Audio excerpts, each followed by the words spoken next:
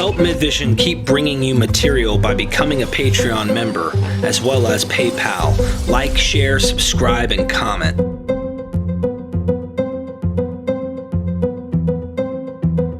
Join the Patreon to get early access to videos and check out the website.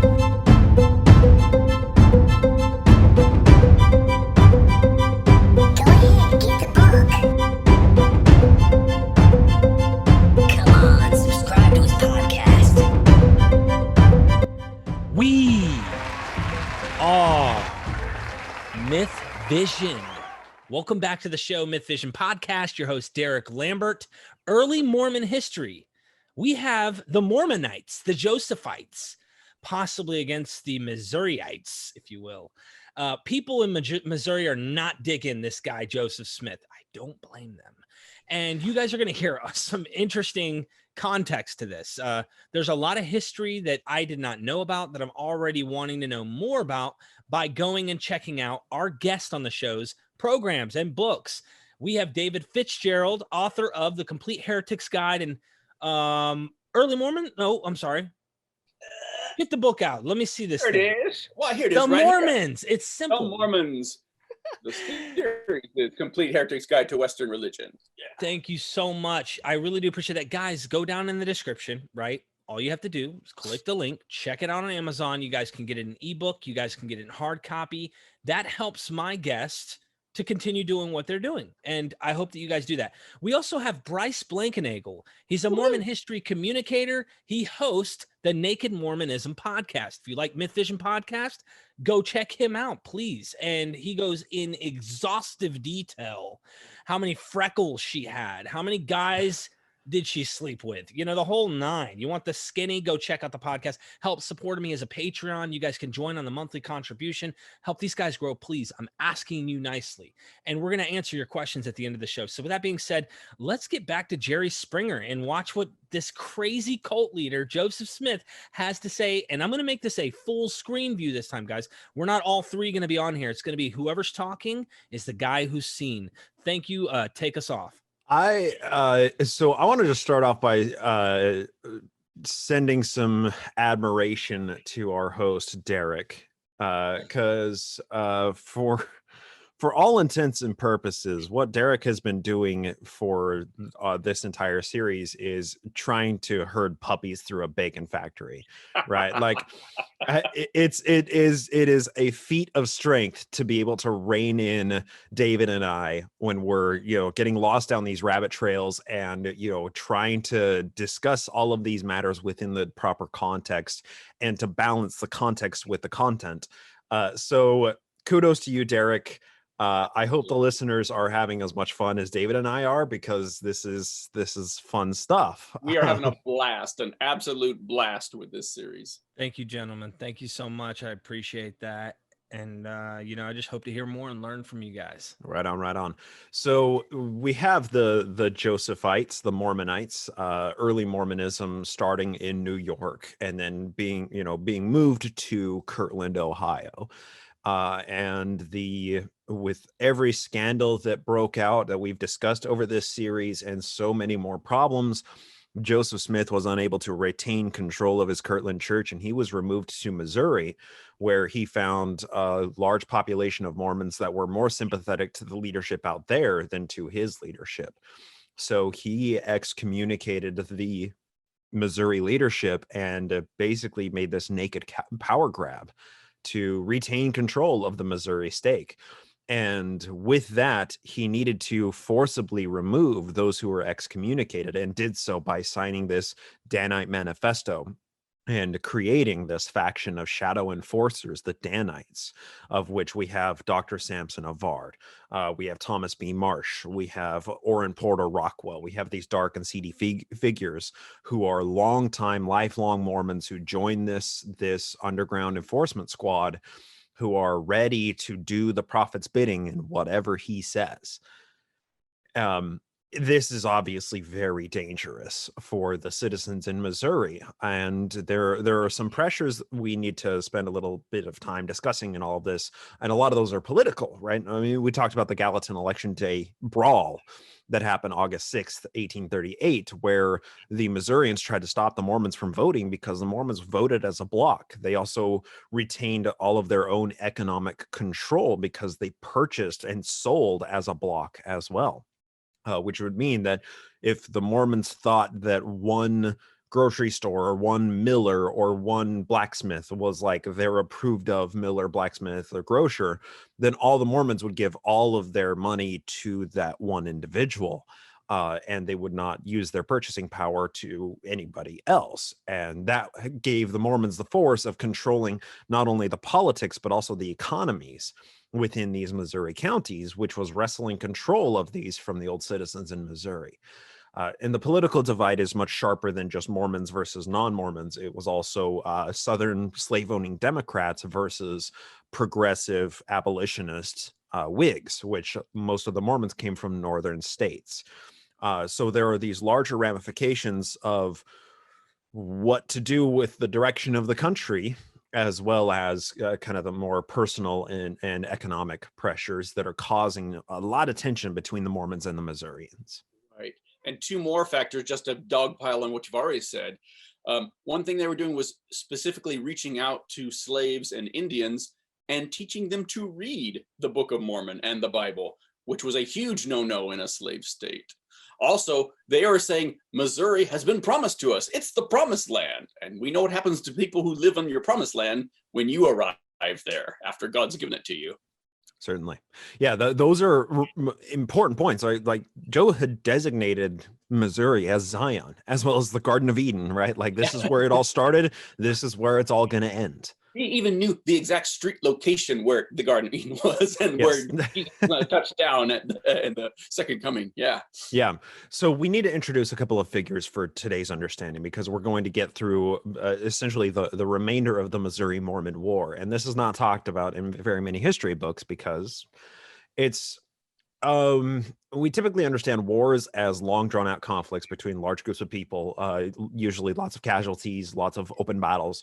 This war was much more of a Cold War with a couple of notable incidences where there were casualties. So this is the 1838 Mormon War in Missouri, and it's important to understand some of the central figures in all of this. So we have the governor of the state, Governor Lilburn Boggs. And it's notable as well, federal government had a lot less power than it does today in the 1830s. So governors were essentially kings of states, right? Like the states approved, ratified the Constitution, which created the federal government, but states operated as their own sovereignties within the federal government. And governors were the most powerful figures within each of these states. So we also have a couple of figures within the Missouri government that are notable, and we need to discuss their factionary leanings. So we have people who are known as Jack Mormons. They are people who are not Mormons, but who are friendly to the Mormons or are Mormon sympathizers. And those are Generals Atchison and Donovan. Generals Atchison, General Donovan. These two are figures within the Missouri militia who are friendly to the Mormons. Just want to jump in real fast and say, today, the term Jack Mormon is generally understood to be somebody who's an ex-Mormon, but still is sort of a Mormon in spirit. So slightly different connotation today than it was then. Sort of. Jack Mormon is more known as somebody who is like believing Mormon. They believe in the church. They follow the teachings of the church, but they also like drink coffee or smoke cigarettes. They don't hold really strong to any of the tenets of the religion, even though they do retain belief in it. So Jack Mormon is a term that was coined at this time to disparage people who were sympathetic to the Mormons but were not Mormons themselves. So Generals Atchison and Donovan are Jack Mormons. So as we dive into this, I'm really interested in seeing some visuals, and I think you have some packaged up for us just to give our audience something to be prepared for. So I'm looking forward to that. Yeah, and why don't we? So let's discuss two more figures here. So we have members of the Missouri militia who are not sympathetic to the Mormons, who are also antagonistic and aggressive towards the Mormons. One of these is Samuel Bogart, Captain Samuel Bogart. And he's not a great guy. He really hates the Mormons, but he's also a commanding officer of of militia, Missouri militia factions. We also have Colonel Thomas Jennings. And Colonel Thomas Jennings is a figure that we're going to discuss when we get into the Hans Mill massacre. He was somebody who had also, retained a fair amount of control over Missouri militias. Now, these are figures who they were commissioned, officers of the Missouri militia, but they were also citizens of these counties. Therefore, they were not impartial to this conflict, which really makes this much harder, especially when we get into the legal aftermath of what happened in this entire conflict. You can't have anybody who is an impartial observer to determine what's the best course of action is here. And that goes all the way up to Governor Lilburn Boggs, who was lieutenant governor when the Mormons were kicked out of Jackson County back in 1833. He was affected by the Mormons. He didn't like them from, 5 years before this Cold War had broken out. So there are a lot of vested interests. Nobody doesn't have skin in this game. The Missourians want to live their lives without being infringed upon by this radical and progressive Mormonite sect. The Mormons want to live their life following the prophet and doing what he says, and not have their lives imposed upon by the old Missouri citizens. And unfortunately, this is an unstoppable force of the growth of the Mormon movement, meeting an immovable object of the old citizens' slave-holding Missouri. So all these figures are really important to note. And now I want to share my screen, and we're going to discuss kind of the general geography of this area. It's kind of a small map, but this gives us a basic an opportunity to understand what this all looks like. So we have here in Missouri, this is our Missouri River here. And the Mormons had been granted Caldwell County as part of the agreement of them being removed from Jackson County. Caldwell County was essentially created as a Mormon county for the Mormons to settle. And the Missouri leadership had been granted basically, a part of the armistice that they would reduce tensions in 1833. You get Caldwell County. That's Mormon County, Missouri.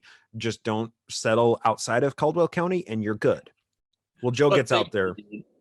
Yeah, exactly. Joe gets out there and he starts sending his Mormons to settle in Daviess County, which was created in 1836, Livingston County, Carroll County, Ray County, Clay County, and Clinton County a little bit here in Clinton. So all of these counties now have Mormons spreading out in all directions and beginning to settle.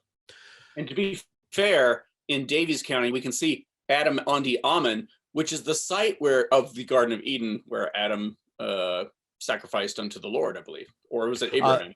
That was so the Garden of Eden was in Jackson County, Missouri. When Adam and Eve were expelled from the Garden of Eden, Adam on Diamond is where they begin to settle, I guess, where the cradle of humanity was here in Adam on Diamond. Daviess County, Missouri. That's right. So we have here Adam on Diamond up here in Daviess County and far west Caldwell County. These are the twin Mormon strongholds. These are the largest Mormon cities. They're quite sizable. Far west is larger than Adam on Diamond, with a settler about 2,500 to 3,000 Mormons living there. Adam on Diamond has about 1,000 Mormons, and then Mormons are all over in settlements all around here in these nearby counties. So Joe sends all of his Mormons to go settle all these areas, violating those treaties and agreements that had been arrived to 5 years prior, which just increases the tensions, of course. So one thing that's really notable in this as well, the safety of the Mormons and their ability to make it through the winter of 1838 was a constant pressure on Joseph Smith and Sidney Rigdon, right? Most of the Mormons who followed Joseph Smith from Kirtland to Missouri when he was basically excommunicated from his own church there, they were coming to Missouri with nothing. And the systems that the Missouri settlements had, the Mormon Missouri settlements had, were already strained with the destitute Mormon populations there. So an influx of hundreds of new followers coming in with nothing puts even greater strain on all of the resources out there. And they didn't arrive early enough to put crops in the ground. So there weren't enough jobs, there wasn't enough food to sustain them, and there's the increasing pressure from the Missourians that are pushing on the Mormons to do something, to act. So these forces are also causing Joseph Smith and Sidney Rigdon to be much more militant, which we discussed that last episode with the red sermon. You know, it will be between us and them a war of extermination. We'll make it one gore of blood from the Rocky Mountains to the Missouri or the Mississippi. Like Atlantic, this rhetoric is piling up because of all of these pressures. And well, eventually war has to break out in all of this. And it does. And it does. So the brawl at Gallatin election, that kind of sets off the powder keg. And General Atchison here is one of the Mormon sympathizers. He understands that tensions are boiling out of control and that the militia isn't going to settle this, that this is just going to force the Mormons to raise their own militias to combat the Missouri militias. So General Atchison sends a letter to the governor, Governor Lilburn Boggs, and says, you need to get down here right now and handle this personally. You need to attend to these matters right now because this shit is spiraling out of control. If you don't do something about this very soon, we're going to have a lot of blood on our hands, and this is going to make us all look stupid. Lilburn Boggs ignored the plea. And that wasn't just one plea that General Atchison sent to Governor Lilburn Boggs. The first one he sent was in, it was like August 9th or August 10th, you know, right after he got word of the Gallatin Election Day fight. And he sent multiple petitions to the governor after that point saying, you need to come down here and handle matters personally, because without the force of the, you know, the office of the governor behind what I'm trying to tell the Mormon, they're never going to believe me. They're never going to comply. And this is going to spiral out of control. And many historians put the fault at Lilburn Boggs' feet for what transpired in Missouri because he refused to attend to the matters personally. He just stayed in his office and he acted on incomplete information. And that was a problem with the rest of the events of 1838. So, after the Gallatin Election Day fight in in Daviess County, and Gallatin is just, you know, the neighboring city to Adam-on-Diamond, you know, one of the Mormon strongholds. The Mormons are able to gain power, and a Mormon is elected to a government office. I can't remember if it was Justice of the Peace or Congress or something to that effect. But the Mormons voting bloc turned over to John Corrill. The power of the Mormon voting bloc was for once actually realized. And John Corrill here became a member of the government. And now he could officially, in his official capacity, enforce the Mormon will at the government level, which the Mormons had not been able to do prior to John Corrill being elected. So the Missourians retaliated, and what they did is they headed to Carroll County to a strategic location known as DeWitt. And DeWitt here, it's right at the mouth of or right at this point of the Missouri River, and it intersects with, the Grand River. So this is a strategic point, really important for commerce, obviously, the confluence of two rivers. So the Mormons who were settled in DeWitt, it was about 70 families of Mormons were settled there. The Missourians came in and chased them out, and violently. Force. They disarmed the Mormons and they ripped them out of their homes. They looted all of their property. They burned the homes down, and the Mormons were removed from DeWitt. That was the largest settlement in Carroll County. So all that the Mormons could do was flee to Far West, which consolidated the number of Mormons in Far West. It increased the numbers there. That's going to continue to be a constant pressure. And this happens in, I think, mid-August is when they were, this is mid-September when the Mormons are kicked out of DeWitt. And this obviously escalates the tensions even more. So the Mormons respond to this, and they are understanding that by September, this is harvesting season. The Mormons don't have enough provisions to get through the winter. And when you have a population of people who are on the precipice of starving, who have been fed this militant rhetoric for months now, and who have been their problems, and that the Missourians are mobs, that they are led by the adversary, that they are evil, trying to stifle the growth of the empire of God. The Mormons respond with that rhetoric. And because the Mormons were kicked out of Carroll County by their houses being burned down and their people being disarmed, the Mormons do the same in Daviess County to the Missouri citizens. So these Mormons, they send out groups of hundreds of soldiers, and these they are led by Danite commanders. This is Joe's Shadow Enforcement Squad leading the army of Israel, leading these Mormons in armed attacks in towns all over Daviess County. And the Mormons in turn clear out Daviess County from the Missourians by disarming the Missourians, knocking down their doors, looting their houses, pillaging their stores, burning everything to the ground, and taking all of the material, everything that they loot, to the bishop's storehouse in Adamon-Diamond. So they're consolidating all of the county's resources, Mormon and non-Mormon resources, into the bishop's storehouse in preparation for the coming war and the coming winter of 1838.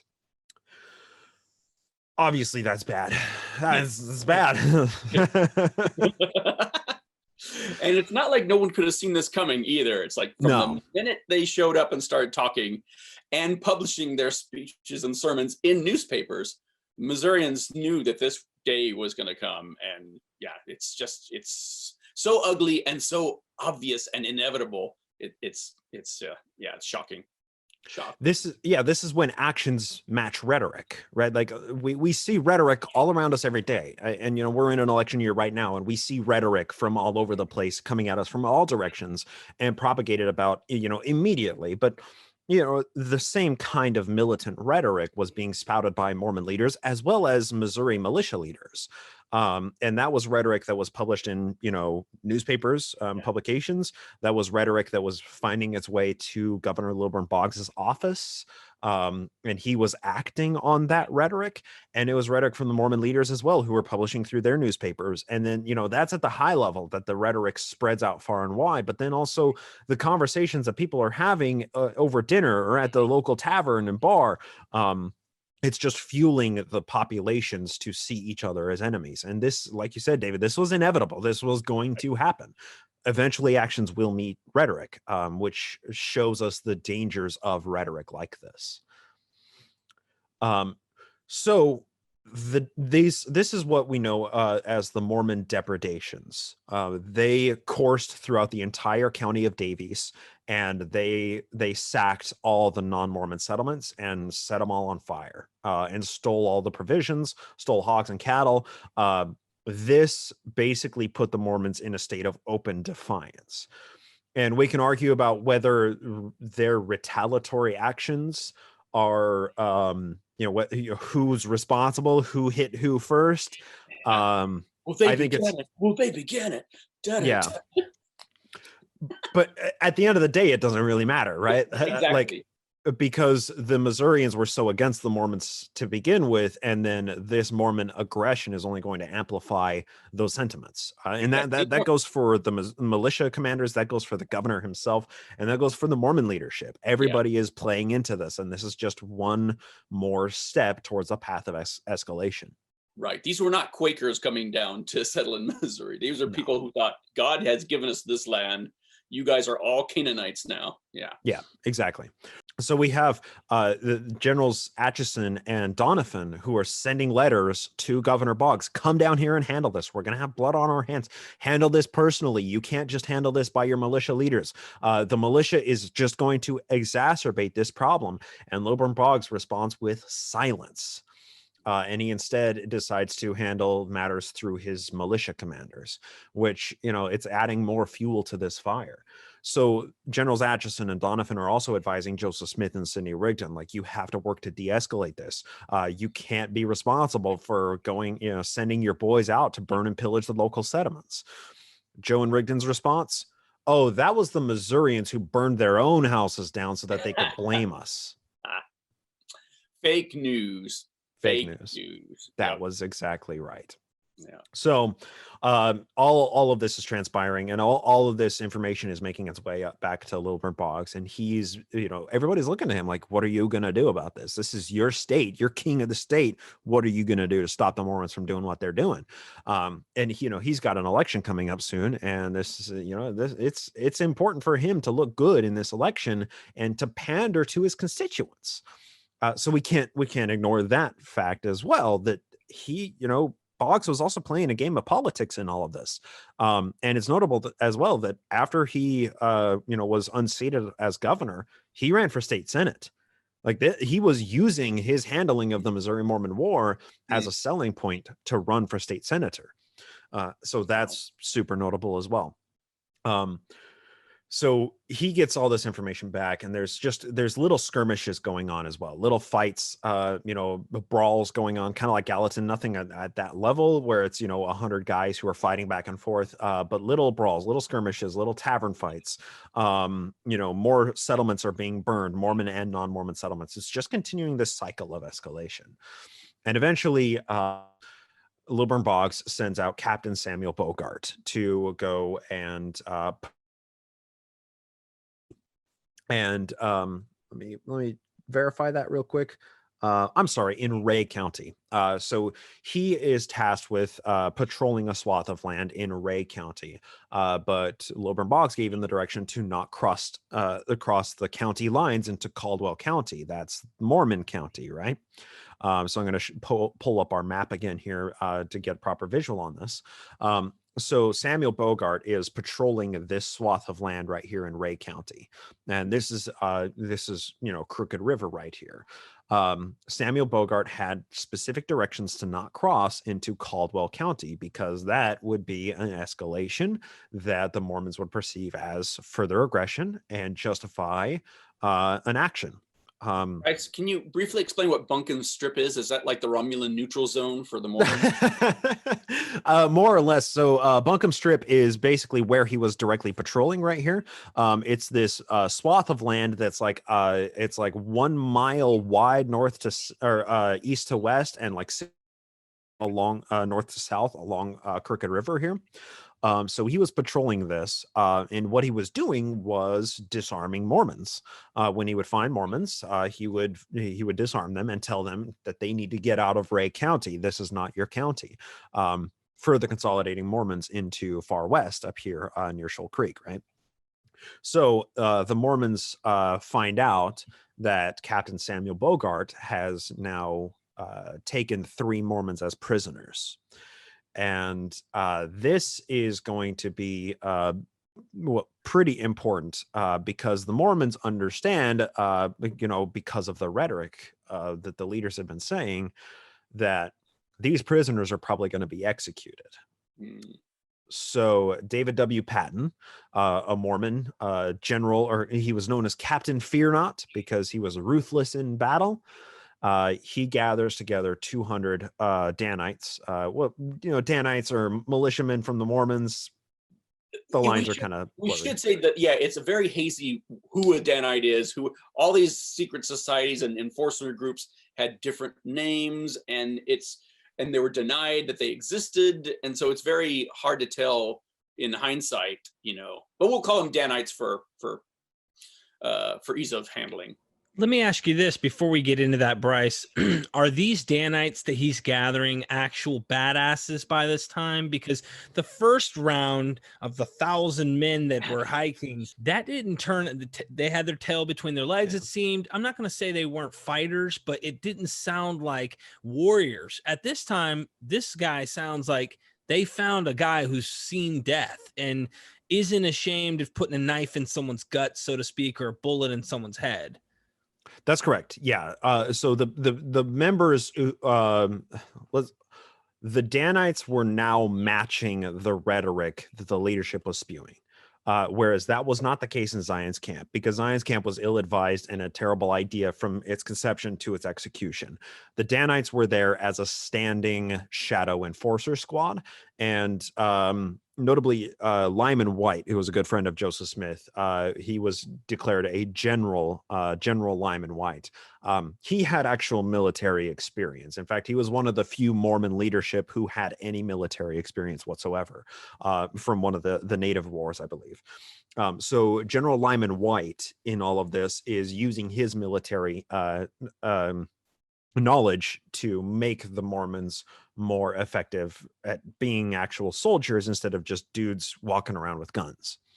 And David Patton is, one of Lyman White's best friends. These guys are very militaristic, and David Patton is, given this name Captain Fear Not, because he is so ruthless and excited to march into battle. So Captain Samuel Bogart is camped out on Crooked River with these 3 Mormon prisoners.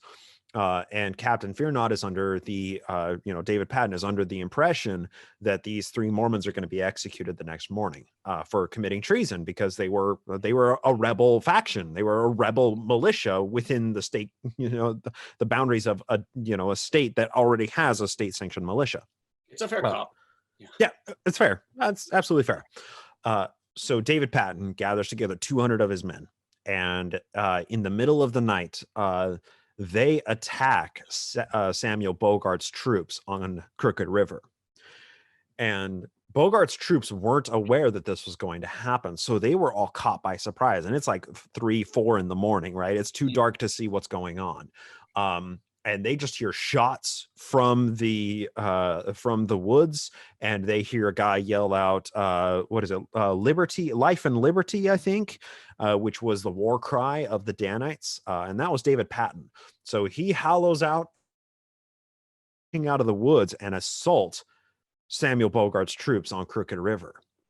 And this has a few effects, because the Mormons were equipped with swords and ready to go, but Samuel Bogart's men, they have their muskets and they don't have swords. So Samuel Bogart's men, they fire the first salvo, and the Mormons don't stop. And in that first salvo, 3 men are actually struck with Bogart's men's bullets. But the Mormons continue the assault, and they rush into the camp, and this causes Samuel Bogart's men to scatter in every direction, to flee across the water. And that has a couple of effects. So one guy, a guy named Moses Rowland was a member of Bogart's troops. He was shot and killed. 3 Mormons ended up getting shot and dying in all of this. David Patton, Captain Fear Not himself, was one of the men who was shot. He was shot multiple times in center mass, and he was taken to a nearby cabin where he died the next morning. But there was another man who was a member of the Missouri militia who was mutilated but was allowed to survive. The Mormons basically cut off his jaw, stabbed him repeatedly, and gave him like a Chelsea grin, chopped open his jaw and ripped off the bottom half of it. It was a bloody and disgusting battle. So all of Samuel Bogart's men are fleeing in all directions, looking at the carnage behind them, seeing bodies lying on the ground.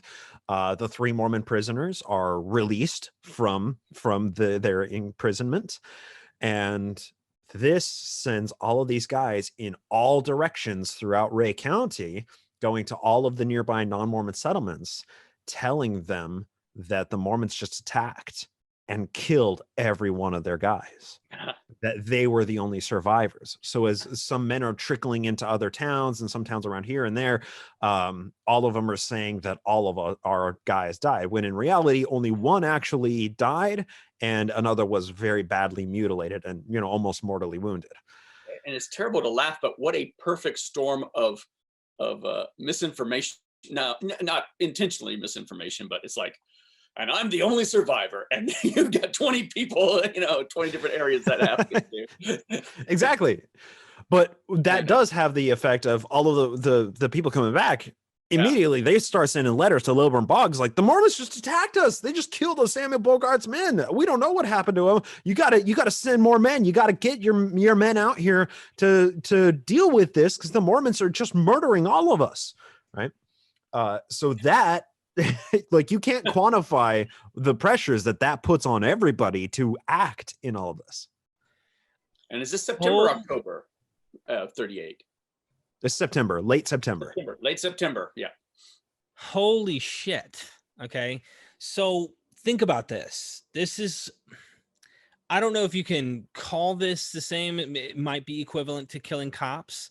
But in a sense, it's like you just attacked a group of active duty military soldiers, you know, who are able, that are running this. Can you imagine what would happen today? Right. Like, and they were more ruthless back then, of course.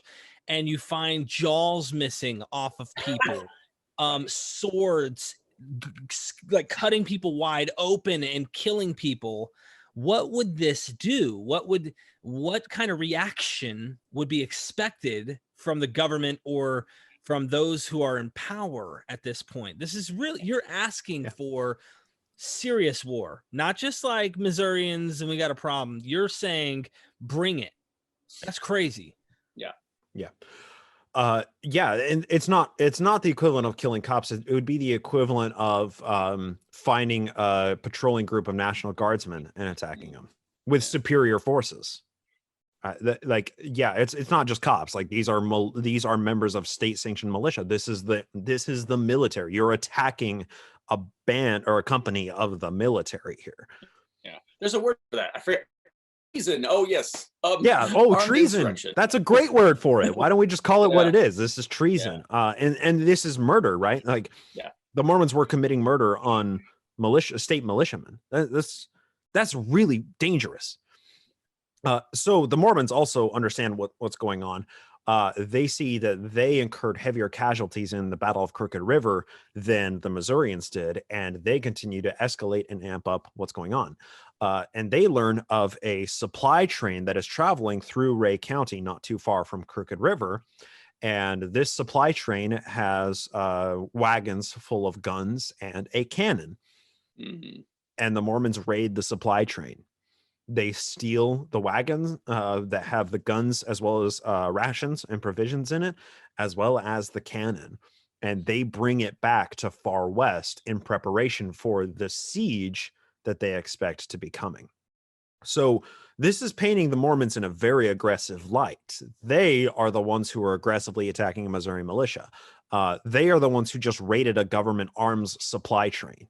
They are the ones who are attacking non-Mormon settlements and burning them to the ground and looting all of the supplies in the stores and the blacksmith shops and everything. The Mormons look like the aggressors in all of this. But it's also, once again, it's kind of hard to say like who swung first, because the Missourians were doing the same thing to the Mormons, because the Missourians were also walking into Mormon settlements and disarming the Mormons and burning their houses down, right? This is guerrilla warfare. This is what is going on here. So to be fair, the Missourians were there first. I'm just saying. Fair. But yeah. Fair point. But it gets ugly. It's on both sides for sure. Absolutely. Yeah. It's not, there's nothing good that's going through all of this. There's nothing good that is happening, and there's no good end result that will come out of all of this. Right. Sure. And also, everybody is to blame. Right. Nobody is clear from blame in all of this. The Missouri leadership, Governor Lilburn Boggs is responsible for escalating this and for not handling matters personally. Generals Atchison and Donovan, like, they were the Jack Mormons who were of the Missouri militia. They were, being the Mormon sympathizers that they were essentially neutered by Lilburn Boggs himself. In fact, he disbanded General Atchison's own militia at the very end of October, which we're going to get to in a second here, because Atchison wasn't complying with Governor Boggs's orders of removing the Mormons. There's a lot of blame going on around here. And Samuel Bogard, of course, he crossed into state lines against cross county lines against his own orders, which provoked the Mormon attack at Crooked River to begin with. So nobody is free from blame in all of this. This is everybody is making mistake after mistake, which is causing the escalation. 100% agreed. I think that's the least you should take away is, look, everybody has some fault, including the Mormons. So any Mormon who tries to say, we were innocent, you got your hands dirty. Didn't your Lord say turn the other cheek? I mean, so here's the thing. what I find fascinating about this is you guys just pointing this fact out before we move forward, because I know we need to move forward. We've got 20 minutes left. Okay, guys, just to give you an idea how much time we have. They wrote rhetoric that was well known from the people who are already settled there. Can you imagine if your town, some guys come in and pretty much say, don't worry, these people here will no longer be here soon. I'm telling you, I'm going to be ready. And I'm not going to like these people. It's like, hold on, can't we all get along, figure something out? No. So they're already coming off with a bad taste in their mouth of these people. It's not like they came in and said, is it okay if we just stay over here? You know, sure, we can let you have that side of the creek or, you know, whatever, but no, it's not like that. They want it all. In They fact, want it it sounds all. like he wants all of America, maybe even the world one day. Yeah, and those tensions that like this is an extension of the tensions that had been existing since 1831 and 32 when the Mormons started settling in Missouri in Jackson County in the first place. That like this is just the escalation of all of it, right? They after the Mormons settled in Caldwell, they were removed from Jackson County in 1833 and they settled in Caldwell County. There was a brief period where they were letting bygones be bygones, where people were living in relative harmony. But Joe gets out there and he, you know, he purges the Missouri leadership and then violates all of the treaties. That's the next escalation. And let's just say a lot of what happened here is all on Joseph Smith. For sure. And Sidney Rigdon. And with 2020 hindsight, it's I as we're listening and retelling these stories, I keep thinking, what could they have done? And really, if the Mormons had just stayed in that county, turned it into little Utah, maybe it would have been okay. Maybe. But I mean, the fact is they were setting up a theocracy right here in America. And yeah, there's no easy answers on how to make that better. Right.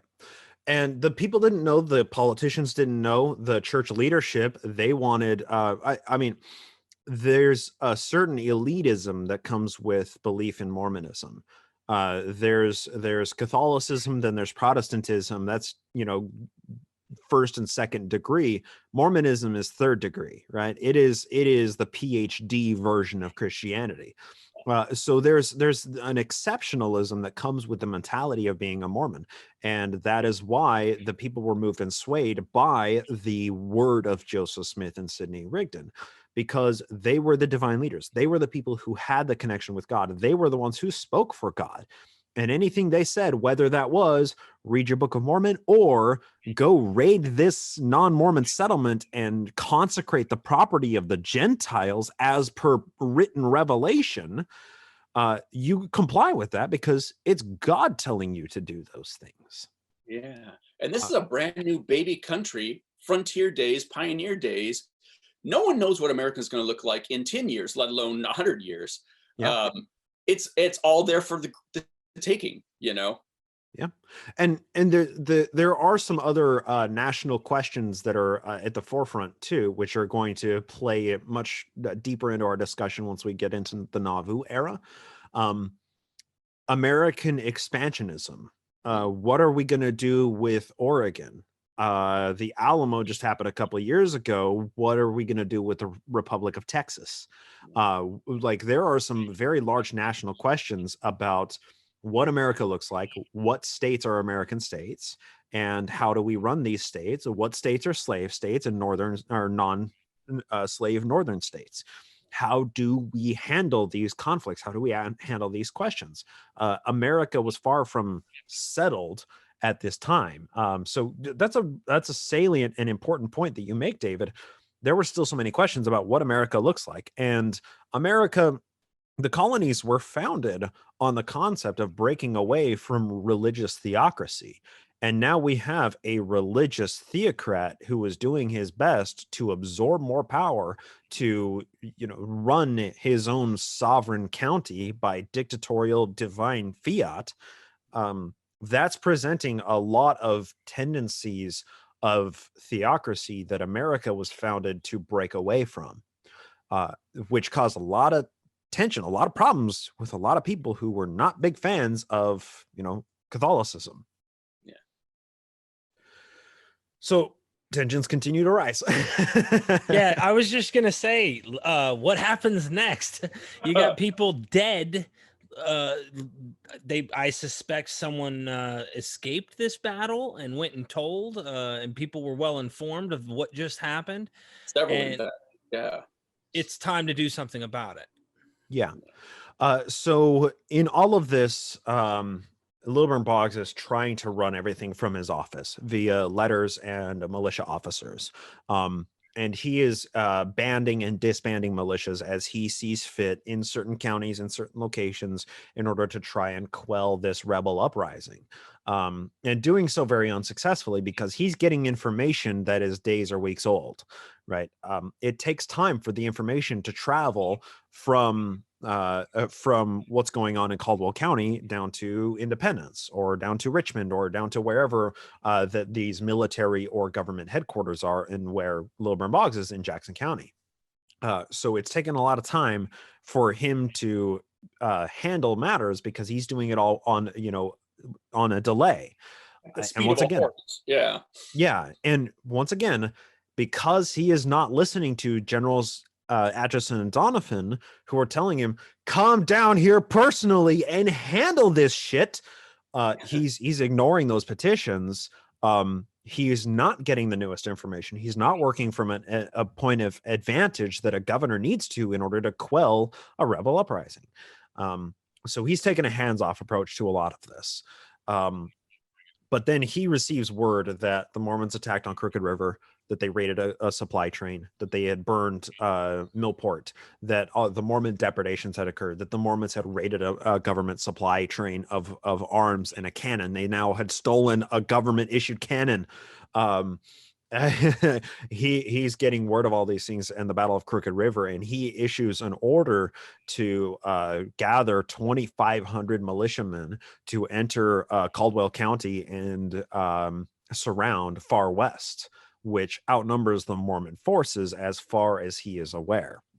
But then a couple of crucial figures within the Danites defect, and they go down to Independence and they file some affidavits. And now, David, tell us a bit about Dr. Samson Avard here.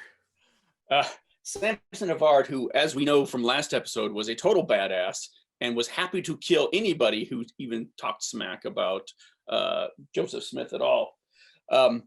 When push comes to shove, Samson actually turns state witness on Joseph. And give me a second, let me find it. Pulling from the Tome of Wisdom, the Tome Complete of Heretic's Wisdom. Guide to Western Religion, Book 1, The Mormons. Exactly, the very same.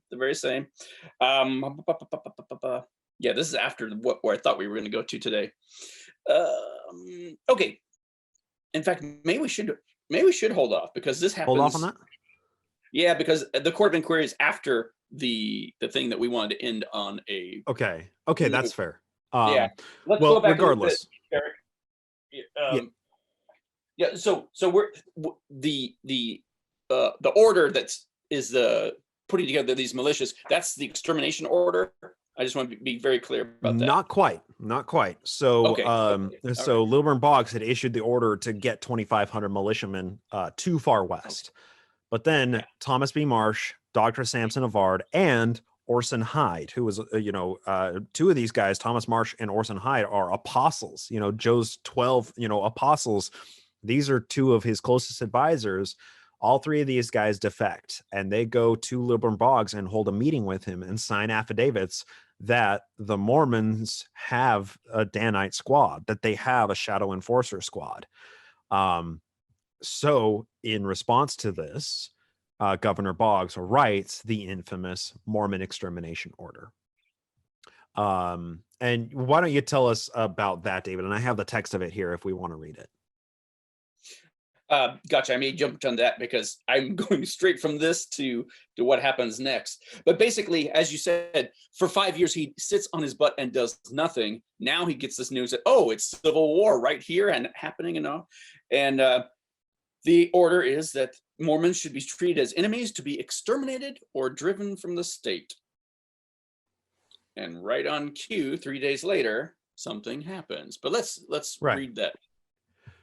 Actually, Derek, how much time do we have to get to the next thing? We got 10 minutes. And I was Okay. going to say, Bryce, if you don't mind, can you pull it up, or is it something that you have to read out of the book? Because I would love to see a visual of what this guy says and writes or whatever, if that's something you can do. Let me pull it up here. And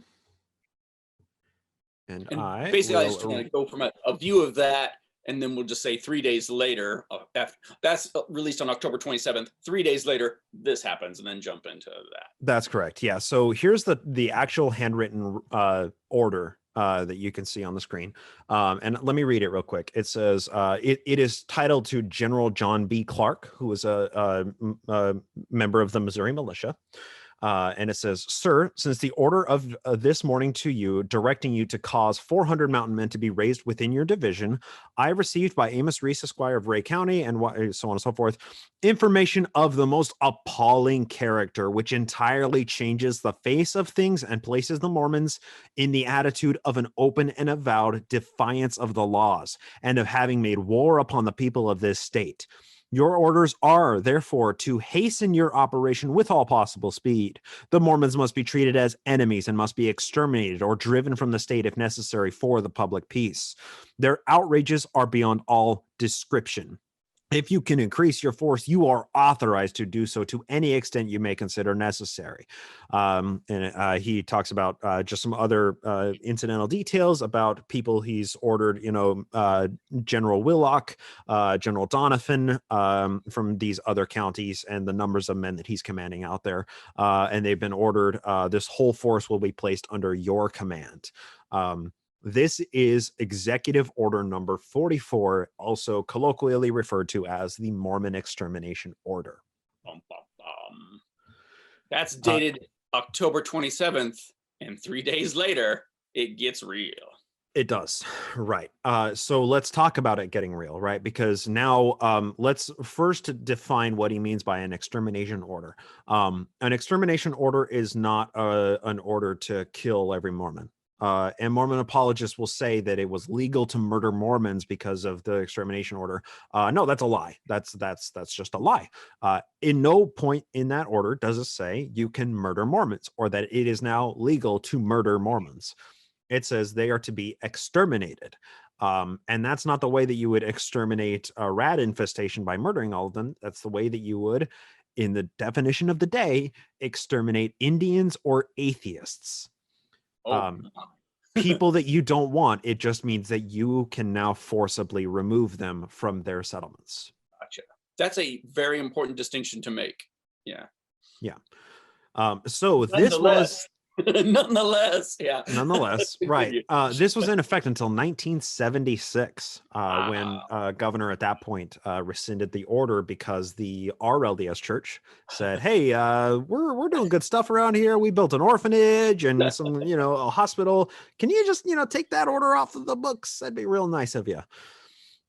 So this order is issued, and General John B. Clark is put in command of all of the state militias to put this order into effect. Well, at the same time, once this is essentially propagated, we have various militias who now see this as license to do whatever is necessary to get the Mormons out. And there's dispute about whether, well, let's talk about Colonel Thomas Jennings now. Thomas Jennings was one of these guys. He's a lot like Samuel Bogart, hates the Mormons, can't wait to get a chance to shoot at some Mormons. He's a bad guy. And, a Missouri citizen who hates the Mormons, who has hated them for half a decade by this point. There's dispute about whether or not he received word of the Mormon extermination order before what he did, or he didn't. But this led to his men, about 250 men marching on a little Mormon settlement that is known as Haun's Mill. And this is on Shoal Creek. So let me pull this up as well so you can see our handy dandy map again. And here we have, this is Caldwell County right here, right? So here is far west. This is the Mormon settlement. Miles away from Haun's Mill. That's correct. So this is Haun's Mill. This is the Shoal Creek. And this is Fun little fact.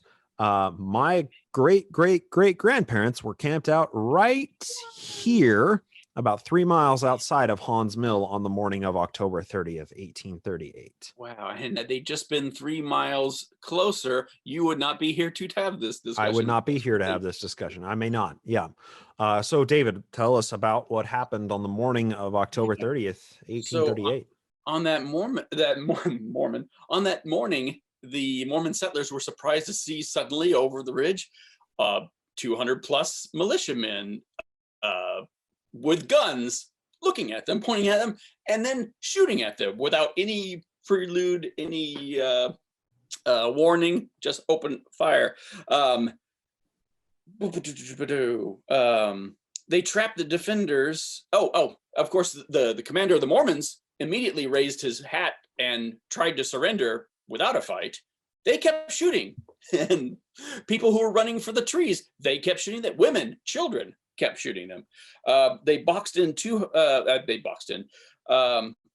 a group of defenders, about 18 people in the blacksmith shop, though it was more a roof with lots of poles rather than walled off, because they were able to shoot them like fish in a barrel. So just a quick expounding on that detail, right? So it is a log cabin, but the logs are spaced far enough apart because it was makeshift. They built it that year. It was a blacksmith shop next to the actual mill at Hans Mill. The space was large enough to admit gun barrels into the blacksmith shop. Exactly. And in fact, they march at point blank and are shooting through the gaps in the logs. It's so vulnerable. After they shot every Mormon they could see, they moved into the shop to finish off the wounded. I'll just read from this fascinating book that I like so much. When one old man surrendered his gun, a militiaman proceeded to hack him to pieces with a corn cutter.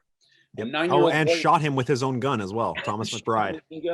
A 9-year-old boy was caught hiding under the bellows. His younger brother, shot in the hip and playing dead, heard them drag him from out under the bellows, and he begged for his life. When one man said, "Don't shoot, it's just a boy," the other coolly replied, "Nits will make lice," and shot the boy in the head, point blank. Of the 38 men and boys in the entire settlement, 17 were killed. And when news of the massacre reached Joseph in the far west, it was joined by new hourly reports from his scouts that the opposing force had doubled, no, tripled in size. And even with all their loot they'd stolen, they were still desperate for food and ammo and fuel, and desperate and already outnumbered 5-1 by the government troops. And within 2 days, the town would be under siege by 10,000 Missourians.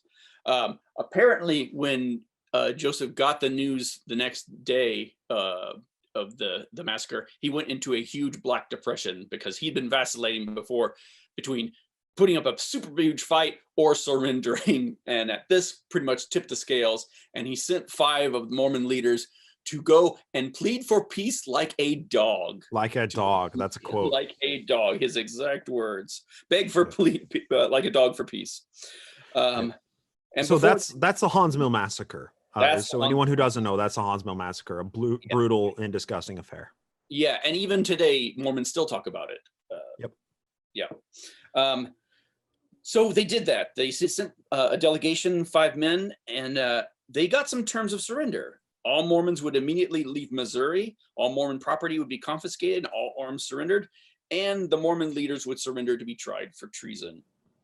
And while they mulled this over, the troops continued to be marching on the city. When they were within 600 yards of the Mormon barricades, Joseph, Sidney Rigdon, Parley Pratt, one of the missionaries, and other leaders, I think 5 other leaders besides Joseph Smith, I believe, including his brother, came forward under a white flag, setting off a jubilant roar of victory because the war was over. Joseph and the others spent a miserable night in the open, forced to endure rain and taunting of their guards. And around midnight, the general appeared to inform them that they were going to all be shot in the morning in the public square. Bum, bum, bum. So they lived happily ever after. Yeah, that's right. The end. And then they were all ladies and gentlemen, square and executed. That was the end of the war and end of Mormonism. This is one of the craziest things I've I honestly have never, I didn't even know this was part of this. I couldn't imagine when we started talking about him wanting to be president, all this stuff. Like, you can't imagine that this was going to happen this way. So, this is not even the craziest. Yeah, we haven't even gotten to what's going to be coming. So this is bad. Don't get me wrong. I mean, that's horrible. But I'm just saying, like, I can't imagine what's coming, and we have come upon our hour. And you know, happily ever after. So with that being said, gentlemen, we have to stick a fork in this, and we will come back. Is there anything you guys would like to say before we close out this episode? I just want to say, like, what we are witnessing with Joseph Smith is a lot of really hard lessons. He had told the Mormons who were settled at Hans Mill, it was about 70 to 80 families there, get out, it's not safe. He told them to get out, but they didn't have another mill in that area that they could use. So it was paramount for the Mormons to defend that location, Hans Mill. And they said that we can defend it. We'll be okay. And he said, okay, then do what you will. And they suffered for it. And that's, you know, if you're a prophet of God, this is your consecrated land. This is your holy land. And, you know, 20 of your soldiers just got murdered there. Your settlement, your city is now surrounded by, you know, over 2,500 militiamen and a number of citizens who are not commissioned actual militia, state-sanctioned militiamen, who are jeering these militiamen to just go in and sweep out the city, to murder every Mormon, to just be done away with the Mormon problem. And then you receive word that Governor Lilburn Boggs just signed an order that you can no longer live in this state. These are a lot of very, very hard lessons. And now Joseph Smith, along with 5 other men, are in the custody of Samuel Lucas, state militiaman officer, who is a vicious, rabid anti-Mormon. They're in his camp, and they're sentenced to be executed the next morning. These are really hard lessons, and Joseph Smith, we will see how the pattern of, you know, dislikable protagonist's journey, the hero's journey, is replete through stumbles and problems and missteps and massive mistakes, and him learning from those to safeguard from ever making those mistakes again. I would argue that should Joseph Smith die in 1838 right here, the 3 of us wouldn't have nothing to talk about today. Yeah, I think so too. Interesting fun fact, as we're taping this show today, it's October 27th. This week is the 182nd anniversary of the Hans Mill Massacre, which was on October 30th. Yep. Ladies and gentlemen, go down in the description right now. Check out these gentlemen's podcasts, their books, their Patreon. Both of them have a Patreon. You can help support them, support what they're doing, and educating further that people can come out of these things. And if you know someone who might be sitting on the fence, or they're wondering what Mormon history might be like, send them this series. We really love you guys. Thank you so much for tuning in. Let us know what you think down in the comment section. This is getting crazy. I love these gentlemen. They're brilliant, and they're just so witty, and they are being fair. I mean, guys, they admit, you know, they're not just saying, oh, the Mormons this, the Mormons that. Yeah, they're crazy. We get it. But there's some crazy stuff going on here. You have the state now coming and militia coming in against them, and now they're killing little 9-year-olds. There's crazy stuff going on. Stay tuned. I know you don't want to miss what's next. And don't forget, we are MythVision.